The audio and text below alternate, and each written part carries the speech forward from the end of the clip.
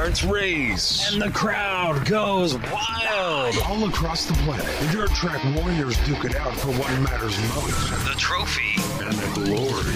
This is the Gas and Glory Podcast, presented by R&R Enterprises, with your hosts, Kyle Looters and Neil Quick. Hey everybody, and welcome to Gas and Glory. It's Kyle Looters and Neil Quick coming to you direct from the studios here at R&R Enterprises. And what a phenomenal weekend of racing, and some huge news that we have to get to in just a little bit. But yeah, my buddy Neil Quick is here with me today. And Neil, how are you doing today? You took the Ice Bucket Challenge. You're looking very chill. Did you see what I did there? Yeah. Yeah. Did you see that? Yeah, I actually took the Ice Bucket Challenge on Friday, and I'm still chilling from it, man. You're still chilling? Oh, that's good. And you also donated some cash, so that's good. If you've taken the challenge and you haven't donated the cash, we challenge you to do that. You don't have to get wet again, but, pony up some dollars. Just about giving away the money, man. Nah, it goes to help a good cause. Yeah, absolutely it does. How many millions of dollars have they raised? Like 20, 30, 40 million dollars now? I don't know. I mean, after 15, I kept or lost count. I mean, it was pretty astronomical, but it's good to see that everybody getting behind it. I know. I can't even scroll through my Facebook feed right now without seeing a ton of those. I'll tell you the two things I see on my Facebook feed right now. ALS Ice Bucket Challenge, Donnie Schatz wins again. Yeah, it's consistent. I mean, there's it says a lot about what people are doing right now. Between getting wet with a lot of ice cubes and Donnie dominating, man.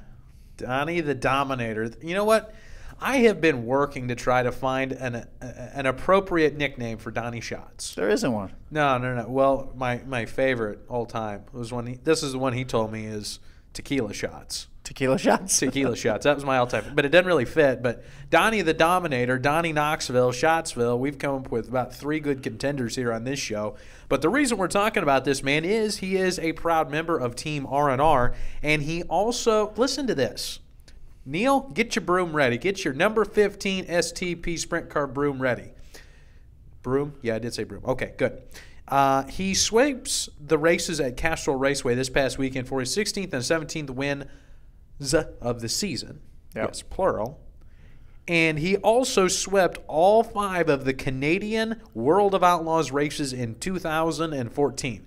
So Donnie Schatz was the only winner in the entirety of the country of Canada this year in a World of Outlaws sprint car. I don't care how you slice it. That is impressive and just, gosh, dang-itly awesome cool. And yes, I did just make up that word on the fly because I was going to say something else, but I didn't want to activate the sensors.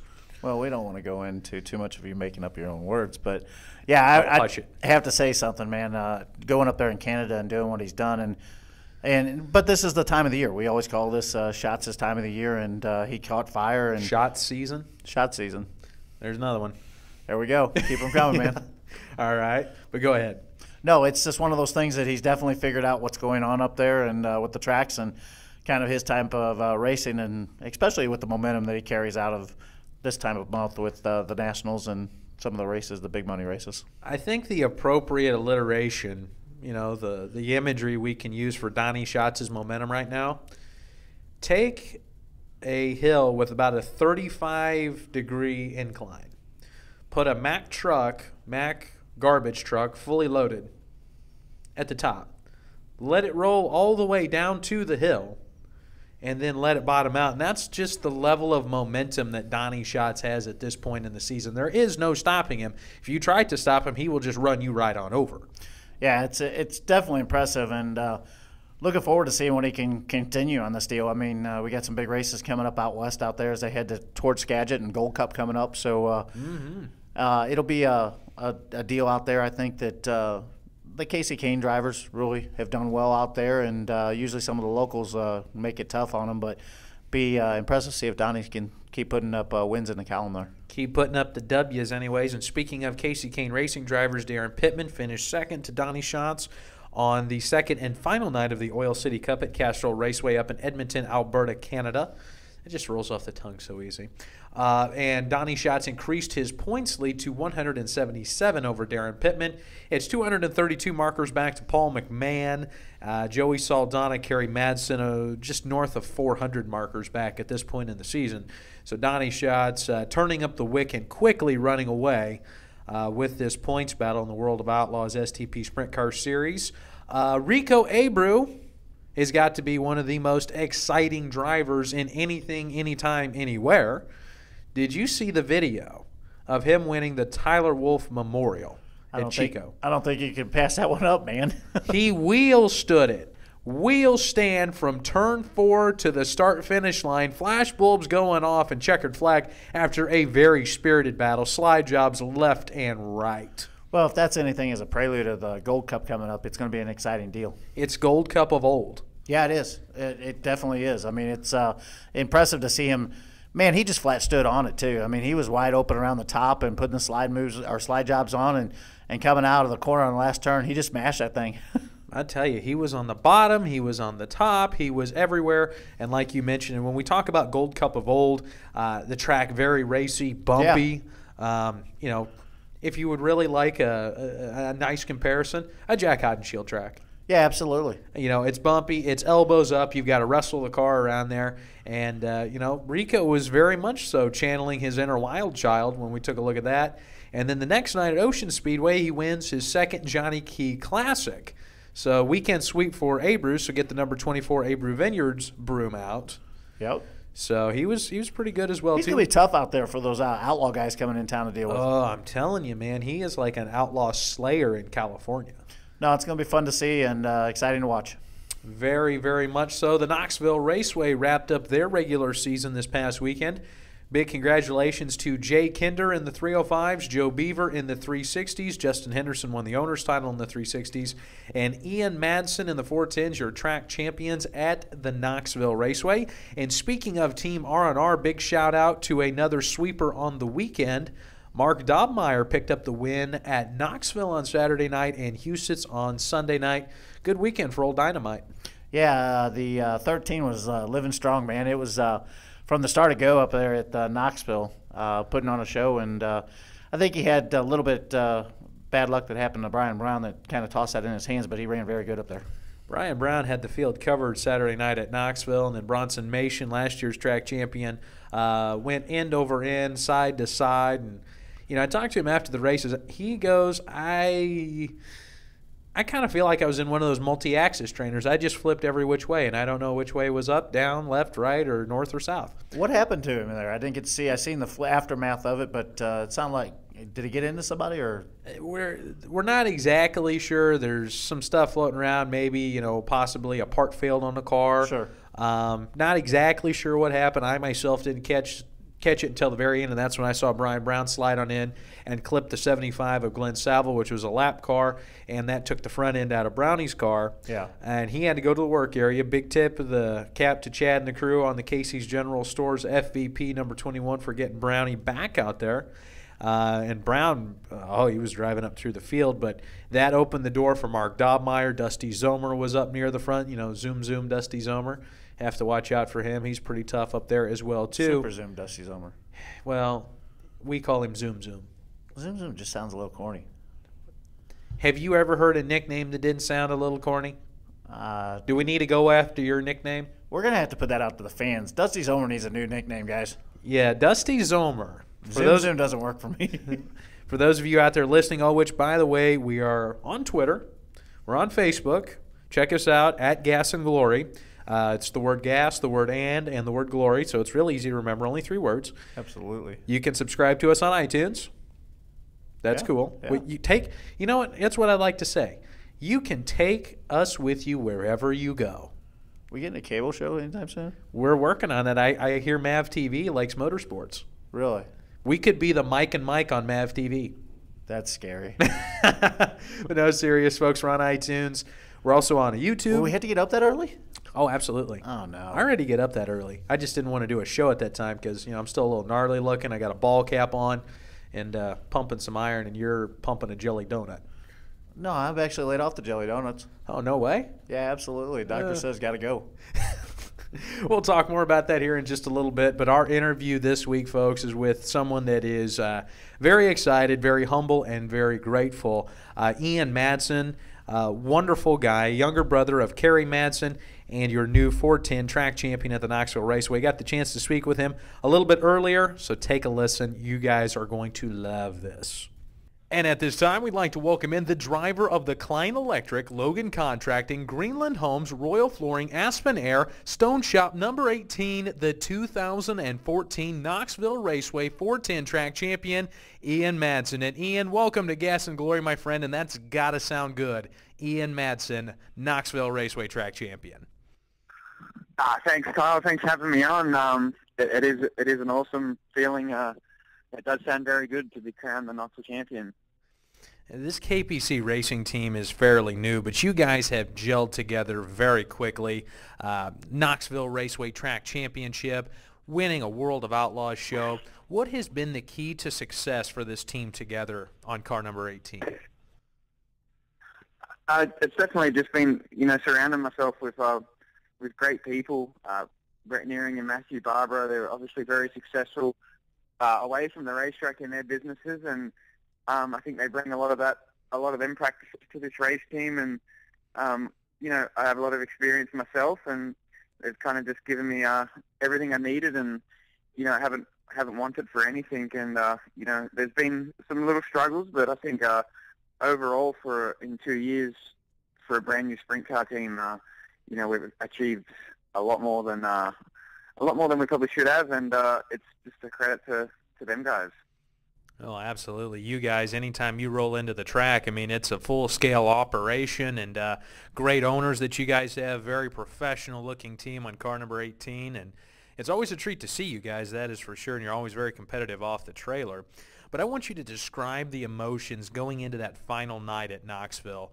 When that team got into the pit area, started unloading the car, you were leading the points, but you had guys like Terry McCarl, Justin Henderson, Craig Delansky. Really the top five mathematically had a shot at that title.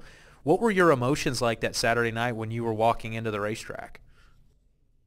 Yeah, like you said, it was just the level of competition at Knoxville this year has been insane, and it's awesome for Knoxville to have that. Been coming here for a long time, and as a fan, I just think that was I think this year was awesome, and it's a shame we got them rainouts, but yeah, we won the Capitani Classic there 2 or 3 weeks ago and got the point lead, and it was pretty. I'd love to say I just treated it like another night or anything like that, but I think anyone would know that's a lie, and it was pretty stressful coming in, and nerve wracking, and I was really nervous, and then actually once I sat in the car and hot laps, everything felt good, and it was just good to be inside that race car, and once I was in the car, I was good, but when I was pacing around when I wasn't in the car, just wanting to get it over and done with. Well, I bet you were, and we did see you up there from the broadcast booth that Saturday night. And the one thing that really impressed me about you, Ian, is you did not go into that feature that night trying to protect that points lead. You were going all out to win, and there were a couple of times that you got way sideways and made me kind of worry about you a little bit. But you went at it full bore. You were trying to win that race Saturday night, and just not points race. You were going after it. Yeah, I mean, the points were so tight that, I went in, I thought of a bunch of different scenarios going into the night, and then I finally decided just with myself that I was just going to go as hard as I can in the feature race and just try and win it, and because I knew if I won it, then no one else could beat me, and I just went all out, and I thought that was the best way to go, and luckily it paid off. That certainly did put on quite a show. Talking with Ian Madsen here, the new Knoxville Raceway 410 track champion. And Ian, not only have you had success at Knoxville this season, but the World of Outlaws, you've run with them when they've been kind of in your guys' backyard, that Iowa, upper Midwest region, 1 top 5, 4 top 10s. But this team picked up your first World of Outlaws STP Sprint Car Series win in the number 18 car last year at Deer Creek. How special was that? Yeah, one of the most special wins I've had since I started racing. I was a crew member on the World of Outlaws for a long time, and I looked up all them guys on the tour of my idols. So it was a special feeling to be able to beat them, and you really accomplished something when you win a World of Outlaws race. And definitely, I moved over here as a kid from St. Mary's, Australia, and that was one of the goals, to always win a World of Outlaw race, and that was really cool. And we got that one out of the way, and hopefully there's more to come. Oh, absolutely. So this team showed an awful lot of speed. So what's your guys' plan for the rest of 2014 and beyond? What's really in the cards for car number 18? I think the number one goal is just to go out, and now we have the stress of the Knoxville points off our back. Just go out, have some fun. We've got anywhere from about 25 to 30 races we can still do. We'll get some 360 stuff, some World of Outlaws, some All-Stars, some Moa stuff. So just a bit of everything, and just go where the weather looks good, and just try and have some fun and win some races. Perfect. And before we get you on out of here, I want to touch on this. Your brother Kerry is also having a phenomenal season behind the wheel of the number 29 American Racing Custom Wheels machine. People are dubbing this the year of Madsen because you guys have both been so very successful. Now, there's a bit of an age difference between the two of you, so what is that dynamic like between you and Kerry? He's about 14 years older than me, so there's a big age difference. But we're definitely we're more like best friends than brothers, and we both follow each other's racings pretty good, and I think probably I'm one of his biggest fans, and vice versa. So if I'm not doing well, it's definitely cool to see him doing well, and it's been an awesome year where we're both having really good years. So that's pretty cool.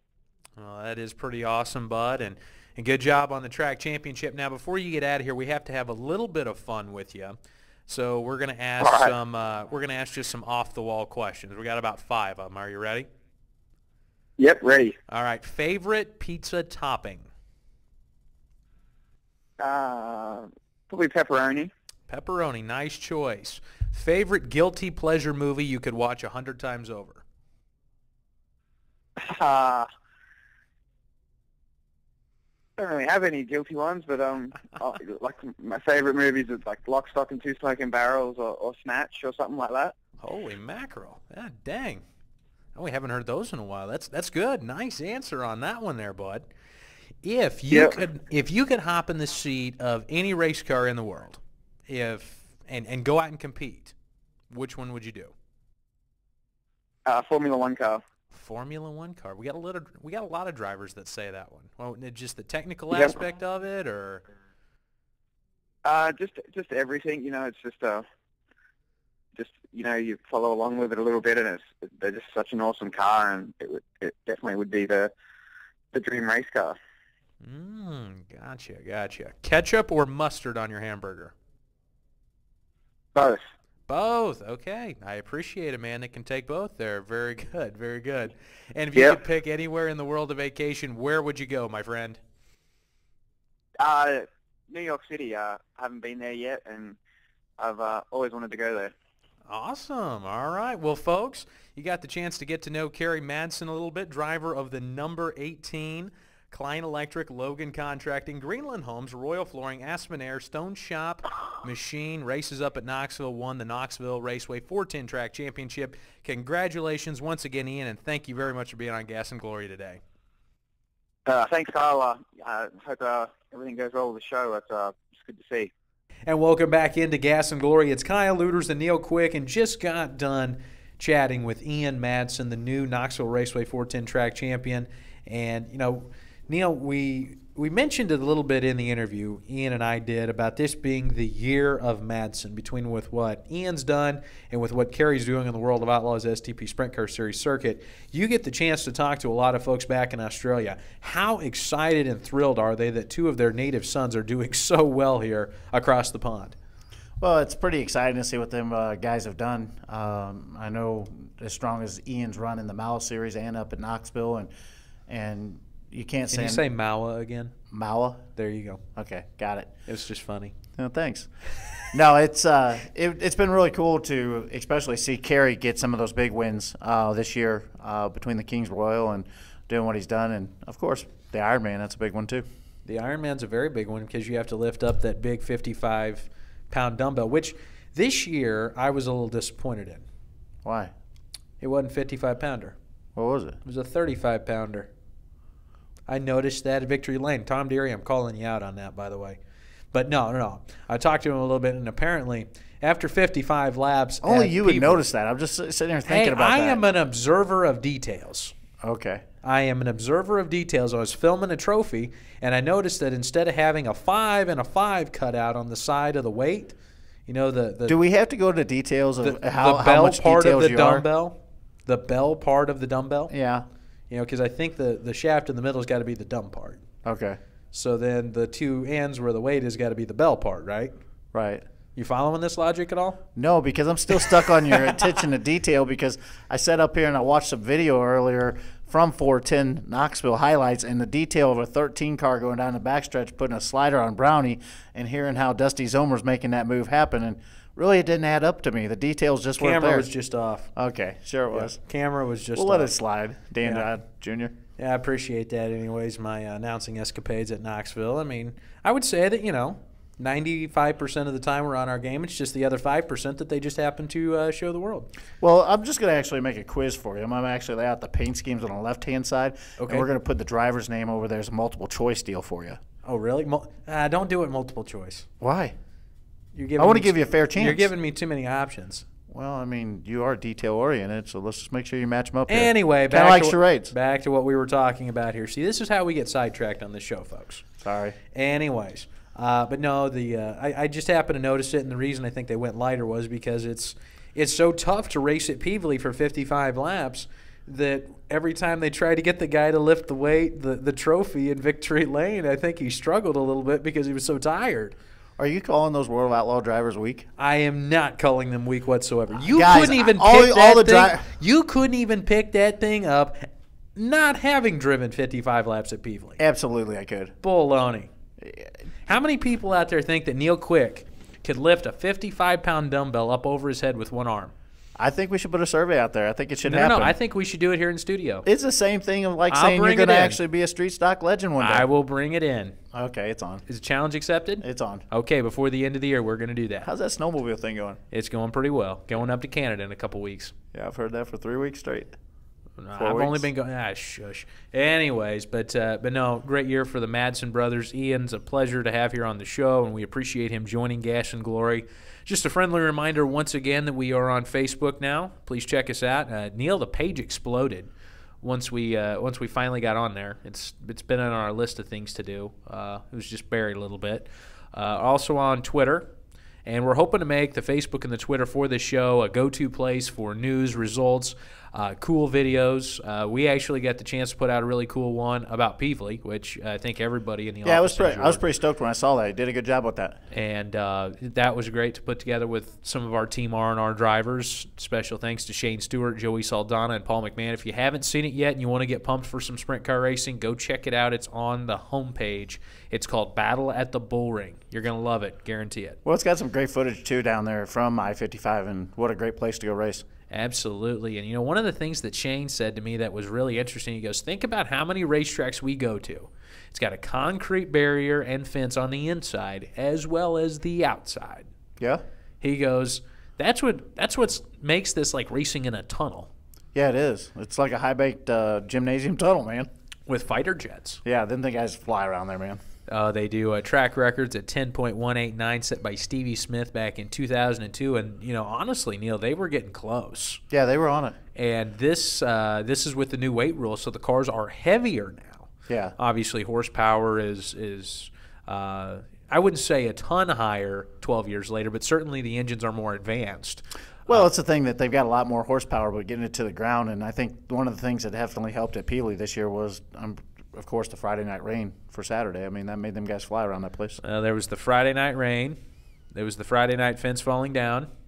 And then there was the R&R crew standing out there at 2 o'clock in the morning among the 10 or 20 other people cheering on Paul McMahon as he picked up the victory. It was the 12 hours to the prelude of the Ironman, man. Oh, my gosh, which was the prelude to the 24 hours of Knoxville because we got rained out on Wednesday night at Nationals. Oh, that was crazy, too. Oh, my gosh. I'm still looking back at the pictures from Saturday of Nationals going, How did I survive? They finally get the mud scraped out of the inside of that place? Oh, no, we still got mud piles everywhere. All right. We're going to pump that back into the tracks. You're going to be lightning quick next year. I think you should bring some core or the torque off roads. Torque off roads. Well, they might use it for Monster Jam. That's coming up there too. Oh yeah, that's a cool event for up there. And one of the things that I did get the chance to do, and you're gonna make fun of me for doing this. Oh boy, here we go. You're gonna make fun. I took a mason jar with me to Knoxville, and not for the purpose that you're thinking. Oh, by the way, I took it because I wanted some of the dirt from Knoxville. Okay. I mean, it's special. Yeah. You know, getting the chance to work there this year was a dream come true, and I have dirt from Eldora. Yep. And I have dirt from Knoxville. So, it was just something cool, but, referencing the big piles that you mentioned in the infield that we had to scrape off of the infield and the track to get to go racing during the Knoxville Nationals, it made it pretty easy to just kind of walk over there and shove some of that into the jar. And that's cool, man. It's definitely it's a nice keepsake. Yeah, it's neat to have something, especially, we talk about Knoxville and Eldora and definitely putting those places on pedestals, but such the historical value of those places. Now I got to get some dirt from Williams Grove. We were there. You're going to go back this year? I'm not saying that. I think you should, because you enjoyed a great race last year. And the Pennsylvania fans loved Neil Quick. It was great to go up there and get to kind of scratch that off the bucket list of going to Williams Grove. I can't say that I would not do it again, but it's just the time factor of things, the way things are this year. Yeah, it ain't the time factor. You're just a big chick on an airplane. Well, we didn't need to say that to everybody. Kyle? Well, you got after me earlier. Oh, boy. Here we go. This is what makes this show great. It's the back and forth between Kyle and Neil. Coming up here in just a little bit, the World of Outlaws STP Sprint Car Series begin their trek down the West Coast. They head south. They start up at Skagit Speedway, roll over to Grays Harbor, which has got to be, outside of Calistoga, one of the most picturesque settings for a racetrack over there on the peninsula of Washington. And then down to Oregon for Willamette to kick off the second West Coast swing. They'll have plenty of more races coming up in Oregon and California. We'll touch on those next week. The Lucas Oil Dirt Late Model Series. Hang on before we go to Lucas Oil. What? I think we need to bring up I know there's some significant news going regarding sprint car racing and World of Outlaws, and I think this is something you need to bring up and touch base here. I was going to grab that. I don't want you to slide off track. I know you're detail-oriented. I was going to kind of save this here right before we got to Squeal or No Squeal, but Neil and I are huge sprint car fans. I mean, you won't find bigger sprint car nerds just about anywhere except for maybe Eric Arnold and Bill Wright at Knoxville Raceway. Big shout out to them guys. Yeah, appreciate it very much so, guys. You guys saved my hind end on numerous occasions this year. By the way, please enjoy the packages of Twizzlers that I left at your desk. How come they get Twizzlers? I get nothing. Well, I like them. Oh, yeah, it's not on the diet, too. Yeah, that's true. You got to watch out for that cardiologist you have now. Yeah, he's on call. Anyways, folks, back to what we were talking about. Neil and I are huge fans of sprint car racing, so to hear that Sammy Swindell, valued member of Team R&R, world-class sprint car driver, world-class engineering mind. Yeah, absolutely. I mean, hearing that he's going to retire was... It was a little bit of maybe we thought that was coming. Still a shock and just a deal that, as being a sprint car fan, it's hard to know going to the races you're not going to see Sammy Swindell out there running a wing sprint car. And for so many years we've seen that and had the pleasure and enjoyed it as race fans. And just like you said, the engineering mind and what he's brought to sprint car racing and all the fun we have with the Swindells and getting to see them and talk to them. I know it's not. Amy's a great lady. Amy is. Amy's great, and Sammy is great to sit there and talk to. And you start talking race cars and parts and different things, and you'll have a great chat with Sammy Swindell anytime. My favorite Sammy memory was from my year as the World of Outlaws PR coordinator, and I was in a Quality Inn hotel in Sarver, Pennsylvania, right before the Don Martin Memorial Silver Cup race. And the AC in this room was busted. It's July. I've got the door open just trying to circulate whatever air I could get in there. And I think it was a Sunday afternoon, late Sunday afternoon. I had the door propped open, and I was kind of facing the inlet of a hallway. And I had a room that kind of faced out into the courtyard of this complex. Well, I saw Craig Delansky, Craig Kinzer, a few other guys. They roamed by, they waved, said hi. Sammy comes by, waves, says hi, and I say hi back, and he just strolls right on in, sits down, and just starts talking shocks. Oh, really? Just starts, for 30 minutes. And I learned so much, because I had a very, very fundamental understanding of how a sprint car worked and went through the corner. Tell the truth. You have no clue. I did. Okay. A little bit from playing the World of Outlaws sprint car game on PlayStation 2. Thank you. Okay, well, now you're getting on the level. Yeah, see, because, my setup involves just putting the wing in the trunk. All right, back to Sammy's conversation. I learned so much from that guy just for 30 minutes listening to how he described how the shocks works, how the car rolls through the corner and load. And at the end of those 30 minutes, he's picked up and he said, have a good night, and went on his way. So what I just took away from that is he always loved talking about racing. He always wanted to talk about the cars. He was a great engineering mind. And now I pose the question to you. Did you ever have a conversation with Sammy like that, just where he just displayed that genius that made him famous? Yes, and from us doing all the merchandise that we do for the Swindells, and greatly appreciated over the years, and we will continue doing that, especially for the Chili Bowl and different events that they do, and look forward to seeing Kevin move up the ranks there with that.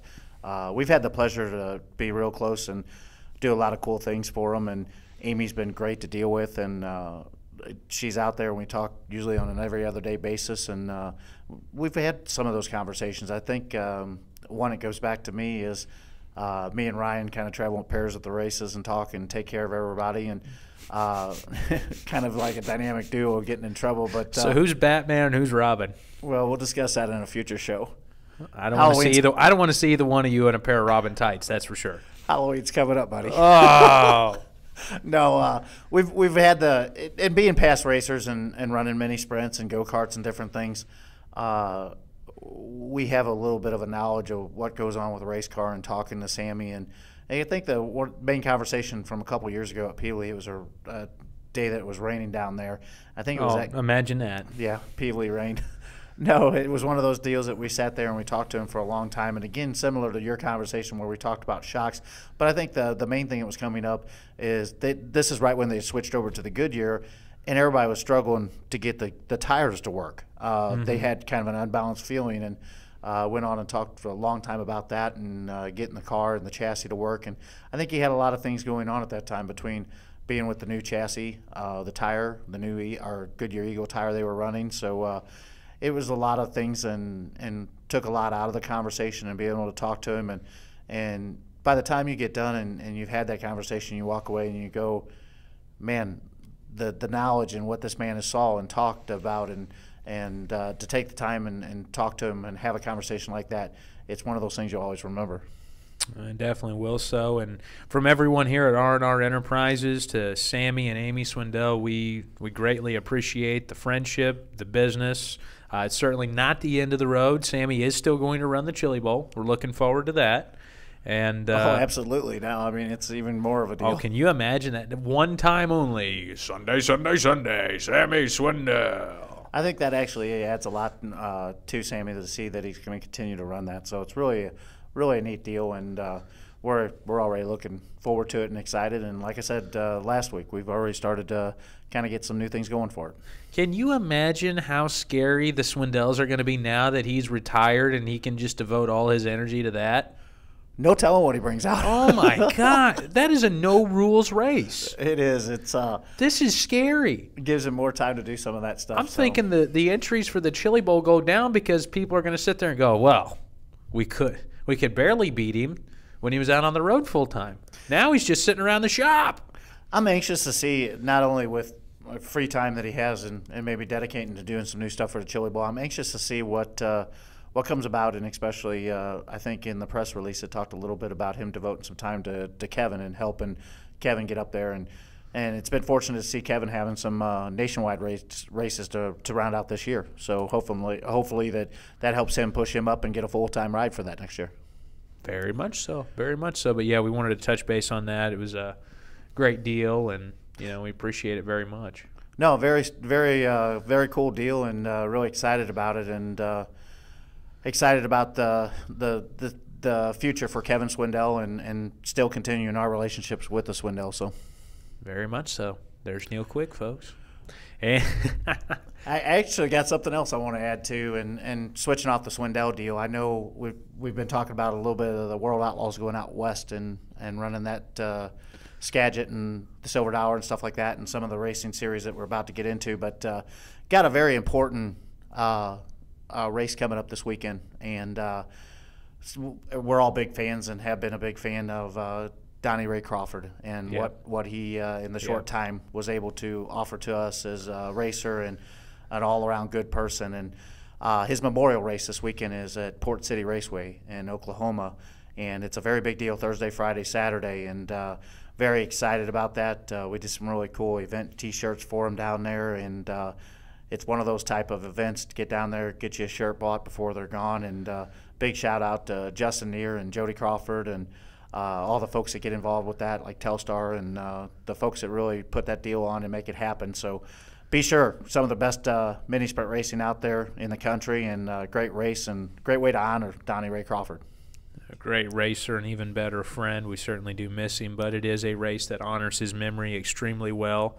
Like we mentioned a little bit earlier, the Outlaws are out on the West Coast. The Lucas Oil Dirt Late Model Series has a huge triple-header weekend. They're heading over to Attica, Portsmouth, and I-77 Raceway, the first two in Ohio, the last one in West Virginia for the Hillbilly 100. That sounds like something you'd be involved in. The Hillbilly 100? Yeah. If it would be, it'd be a street stock race. No, hold on. Let me rephrase that. It's not the Hillbilly 100. I got it all confused. That's more like my race. You'd be like the GQ 200, right? Well, maybe a little bit. Yeah, I did switch to a new hair gel today, so put that out there for the fans to vote on too. Yeah, who swings the pendulum more one way or not? Neil is a hillbilly or me as Mr. GQ, one of the two. I think you're going to win that battle, honestly. Thanks. But no, the Knoxville Enduro was this past weekend. Oh no, that was my race, baby. You had to bring it up. Yes, I did. How did you? Okay, Knoxville Enduro. Yep. Okay, what kind of cars, first of all? Street stocks. I knew this was coming. Yep. So how? It's really how like many, our Daytona 500. Is it the Knoxville 200 because there's 200 cars, or? No. Here's the deal with a Knoxville Enduro. It's 200 laps or 2 hours, whichever comes first. A street stock's going to make it 200 laps at Eldora. Hey. Hold, or 2 hours? No. This was at Knoxville. Hold on. 2 minutes, more like it. Hey, listen. We had some great competition there, and I was kind of disappointed I couldn't make the race. Were you trying to work a ride out of this deal? I was. How'd that go? They said I was overqualified. No, they're absolutely wrong. They'd seen the posters around the track that said, "Do not put this guy anywhere close to this car." They were like Wild West posters, really. Yeah. Oh, not wanted. Yeah. So, but no, I get my name, the Street Stock Legend. For those of you wondering what we're joking about, in iRacing, that's really the only class that I excel in is the Street Stock class, which is the bottom of the bottom of the bottom class. Like everybody else here at R&R, they run like the A and the B class. They run it near the top. Me, I'm slipping and sliding in this crummy old 80s era Camaro in the Street Stock class. We're going to have to put it. Golly, I love it. We're going to have to put it out there. We're going to have to find out how many fans are a fan of iRacing and maybe put out there the Kyle Lueders Street Stock Memorial 150. Whoa. Memorial? I'm not dead. Well, you may be after the race. Can we make this an invitational race? I don't want to die. Okay, we'll go invitational. Sorry. This is not a memorial race here. I'm writing you off already. I don't? No, that's pretty good. All right, on that note, thanks a lot, Squeal. Local tracks have a lot going on with it being Labor Day. And then before we wrap up this section, the 60th U.S. Nationals Chevrolet Performance, the sponsor on that in Indianapolis for the NHRA, 60 years of that event. Huge car counts. They're looking forward to having a great weekend in the show. I might actually even sneak over there for that. That sounds pretty awesome. Well, we hope our DSR guys, big fans of them guys. They do a lot with R&R and one of the R&R customers, and like to see the DSR guys really do some good over there. Eyeing their 10th win in that event. That's pretty huge. Pretty cool. Yep, absolutely. That would be 1/6 of the U.S. Nationals. Yeah, that is. I'm really good at math today. Well, maybe you can help my son tonight because he's been struggling with his math homework. No, only if Trevor can help me out with his lady skills, because Neil's son is a lady killer, I'm telling you, folks. That's got out of control. But you know what else is out of control? What? my favorite segment on this show. Oh, boy. Here we go. Ladies and gentlemen, it is now time for Squeal or No Squeal. Each and every week, Neil Quick and I answer 3 racing-related questions. Well, they're not always racing-related. We like to have some fun with it. But they come in an opinion form, and we say squeal if we agree and no squeal if we do not. So, Squeal and Neil Quick. We call you Squeal because, really, when you run around here at 1,000,000 miles an hour, it sounds like you're squealing instead of talking. Do you have question number 1 ready? Yeah, I do. Let's go. All right. Racing-wise, is Labor Day weekend better than Memorial Day weekend? No squeal. No squeal. Why? It's close, but it's not. I'm going to go, it's hard to beat Memorial Day. Indy 500, Coca-Cola 600. Monaco. It's hard to beat Memorial Day weekend, but this is a close second, put it that way. Labor Day weekend, to me, more invokes memories of football, not racing. Yeah, you're right. College football begins, so I'm gonna go no squeal on this one. Memorial Day, there are some good races coming up. Yeah, not to take anything away, like no. I said, it's a close second. It's a close second, but Memorial Day definitely is very much associated with motorsports. And mark that down. We agree on that one. And we do agree on that one. This next one we may not. Oh, no. Question number 2. We kind of touched on this subject in another Squeal or No Squeal, but we're going to go at it again because he's continuing to dominate. Will Donnie Schatz top 30 wins this season? Squeal or No Squeal? No, 30. The big 3-0. No squeal. No squeal. Okay, why? He'll get close. And a couple weeks ago, I'd probably say that he wouldn't get 25, but I think that it's a no squeal, but he'll be close to it. I say at minimum he leaves the West Coast with 22, 23 already. I would agree with you as what I've seen in the last couple weeks. And there's still a big, healthy schedule left to go all the way to World Finals, buddy. The momentum's right there, and it's for him for the takings right now. So you're going no squeal. I'm going squeal. I say Donnie Schatz gets 30 wins this season, and we continue the discussion for the greatest dirt track racer of all time. So, final question. Over to you, sir. And this has got to do with where we are located as a company. Are you posing a football question to me, Kyle? Well, what did I just say earlier about Labor Day weekend? It says, are the Rams, the St. Louis Rams... Well, no, hold on. Are the Rams done in St. Louis? That's the question. I'd say Sam Bradford's done in St. Louis. That's not the question. Oh. I'm going squeal on this one. Well, yeah, okay, squeal, and I explain why. I think they're all but finished. I think they're load up the moving trucks. They're out of here. Oh my God! The LA Rams are back. Well, we talked about it. For those of you that not necessarily the football followers that we are, Sam Bradford, our quarterback, I suppose you could say, went down with another ACL tear on the same knee that he tore last season. So he gone. You got to give him some credit. Gone. He's fought back from it, and unfortunately, some bad luck. Gone. He's gone. Maybe he'll be driving the truck, the moving truck. I could see Sam Bradford driving the moving truck for the Rams out to L.A. But no, to answer the question, he'd probably have an injury doing it. Oh, probably tear his other ACL moving the filing cabinet. Fragile shoulder injury. Oh, but no. To answer the question, I'm saying squeal as well, too. Now you're at minimum 3 or 4 years before you can get a new franchise quarterback in here and get him trained up. We don't have a new stadium here yet. We love the Cardinals. We love the Blues. We love I-55 Raceway. There's just not enough room for the St. Louis football Rams. Unfortunately, our good friend Ryan Ruff is going to be very upset over the comments. He's still saying the Rams are going to the Super Bowl. But he's been saying that since last year. On that note, folks, that was Squeal or No Squeal for this week, so thank you very much for participating in that. One more friendly reminder, we're on Facebook, we're on Twitter, so be sure to like us and follow us. Well, you don't have to like us or follow Neil and I, but please do it for the show's sake. Also on YouTube, and we are in the iTunes store, so if you want to download the podcast, put it on your iPod, your iPhone, your iWatch, your what other i things do they... Is there anything else? iShoe? I have no idea. Okay. Well, if you got an iShoe, put the podcast on your iShoe as well, too. And be sure to just check us out. We want to continue to grow the show, and we can't do that without the fine support. iWatch? Yeah, they do have an iWatch. It's coming out. Really? Yeah. Okay. Yeah. So, thank you guys very much once again for tuning into Gas and Glory. And remember, you can pick up some amazing driver's gear over at www.r-rracewear.com, the web's largest store for dirt track racing merchandise and apparel. And on behalf of everyone here at R&R Enterprises, he's Neil Quick, and I'm Kyle Luders. We'll see you next week. You've been listening to Gas and Glory, presented by R&R Enterprises. All rights reserved. Please visit the web's largest sprint car store today at www.r-rracewear.com. The views and opinions expressed in the show are the host and guest alone and do not directly reflect those of R&R Enterprises.